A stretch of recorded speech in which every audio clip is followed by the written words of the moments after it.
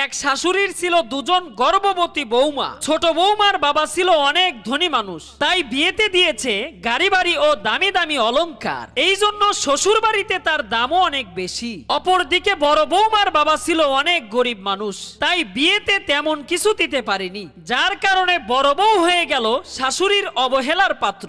একদিন হঠাৎ তারা দুজন হাসপাতালে সন্তানের মা হলো। এদিকে শাশুড়ি পুরো ঘর সুসজ্জিত করে অপেক্ষা করতে লাগলো তার ছোট বউ ও তার ছেলের জন্য। বড় বউ আর তার ছেলের কথা কারো ভাবনাতেই নেই। ঠিক এমন সময় হাসপাতাল থেকে ছোট বউ ফোন করে বলল, মা, আমি হাসপাতাল থেকে সরাসরি আমার বাবার বাড়ি যাচ্ছি, কারণ হইল এখন আমার আরাম দরকার। ছোট বৌমার কথা শুনে শাশুড়ি অনেক কষ্ট পেল। ঠিক তখনই বড় বৌমা তার ছেলেকে নিয়ে বাড়িতে চলে আসলো। শাশুড়ি তখন বলল, তুমি কেন যাওনি তোমার বাবার বাড়ি? তখন বড় বউ বলল, কেন যাব বাবার বাড়ি, এটাই তো আমার বাড়ি।